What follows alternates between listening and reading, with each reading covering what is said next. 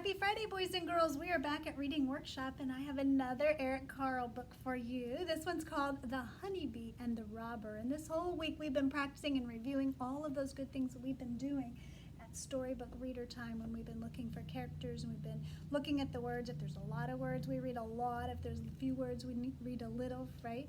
We've been using our good voice and saying all those exact words to try to talk like a teacher. You've been noticing the characters in the story, and remember, a lot of the characters in our stories have been insects, and you've been writing your own insect books this week. And so I hope you've been noticing that there's heads, there's a thorax, and an abdomen in all insects, right?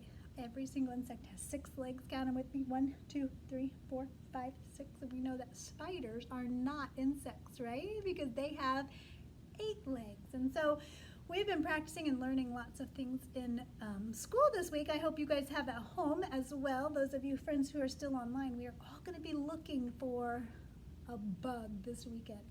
For your homework, we're looking for an insect. And so spiders wouldn't be a good choice. Insects, they have 6 legs. And so hopefully you guys have been looking around your house at nighttime, moths or fireflies, lightning bugs. If you're in the daytime, you can look for a cricket or grasshopper. Praying mantis love gardens and flowers right now. Hopefully you've been finding some insects at your house. If you find a caterpillar, that's so fun because they turn into a butterfly. We're going to learn more about that next week, so we could watch those, but we're going to try to find an insect at home and bring it in so we can share with the kids. We call it an insect zoo, and it's always a fun thing. So remember, bugs should probably not come on the bus. So if mom and dad can't bring you and you're riding the bus, you probably need to have it hidden inside your backpack and don't tell anyone, okay? Or it could be a bug that's not alive. A lot of times we can find bugs or shells, cicada shells, or maybe a bug that's not alive would be best for that. We can still look at it and see the body parts. We can still see if it has 6 legs, right? Okay. So, The Honeybee and the Robber by Eric Carle. This one's a fun one. It's got really cool illustrations. In a hive inside an old hollow tree, there lived a honeybee. Remember, the setting is where the story takes place. So let's listen to that again. In a hive, inside an old hollow tree, there lived a honeybee. With her lived many, many other bees. One morning, the air was filled with the sweet smell of flowers.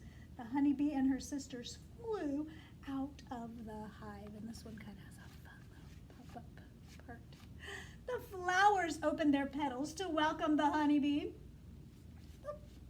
And inside each flower was a tiny droplet of nectar. With her long tongue, the honeybee sipped up the nectar. And the honeybee flew from flower to flower, gathering nectar. And when she had gathered enough, she started to fly back to the hive. But a hungry bird swooped down and tried to catch her. But the honeybee was much too quick. Then, did you hear that blue word? Then the honeybee was thirsty, so she flew to a pond to drink some water. A hungry fish and a hungry frog both tried to catch her, but the honeybee was much too quick for them too. Oh. Then a butterfly fluttered by. Let's play, it said, and together the honeybee and the butterfly danced in the sky. I must go now, said the honeybee after a little while. The baby bees must be fed and the honey must be stored. Sounds like a mommy, doesn't it? Gotta go to work, right? Taking care of the babies. In the hive, in the old tree, was a busy place. The bees were coming and going. At the entrance to the hive stood a guard bee. You'd better be careful, said the guard bee to the honeybees. They say there's a robber about. Did you hear that voice? The guard voice? Let's say it again. They say there's a robber about. Make sure you're changing your voice to talk like the characters. Now, there's a lot of words on this page. Do you think I'm going to say a little bit or a lot about this honeybee hive? Probably a lot, right? But the honeybee paid no attention. She crawled past the guard bee and into the hive. Inside, there were rows and rows of cells made of wax. Some were filled with honey, which the bees loved to eat. The bees had made the honey from nectar. Where did you find all this nectar?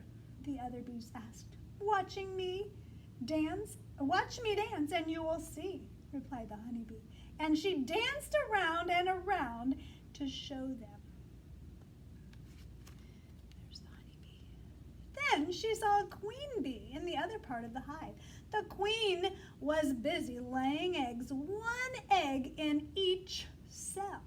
Each egg would hatch into a baby bee. A baby bee is called a larva. Can you say that? Larva. Tiny little bee, looks like a worm.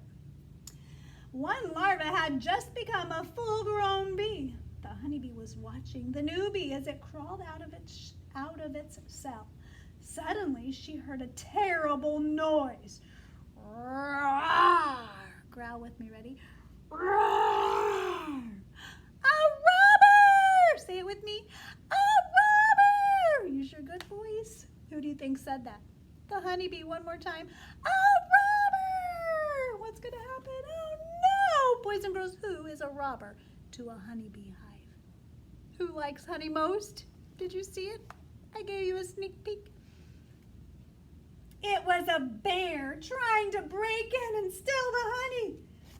So my picture's going to work. Ah, roar, he roared as he scratched at the tree.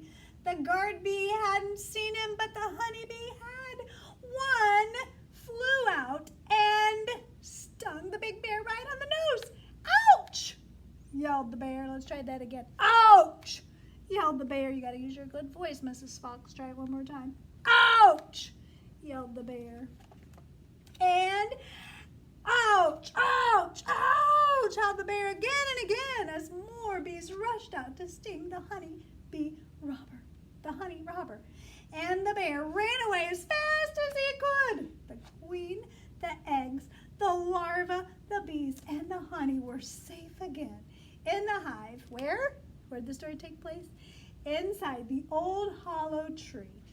All was quiet. It was time to rest. Tomorrow would be another busy day. And that's the end of the story. The end. Right? Boys and girls, we were using our exact words. We were using good voice. We were noticing how many words were on pages, and we were even talking like those characters. Good job, friends. I hope that you've been reading books at your house. You may not have a lot of Eric Carle books at home or at school. We have more. We are practicing in our reading, looking at pictures, looking at words. If there's a lot of words, reading a lot. If there's a few words, just a few, a little bit. But we're using our good voice, right, to talk like a teacher, pointing to those words and gluing our pages together. And then, after that, what happened? Yeah. And so that helps us become good storybook readers, right?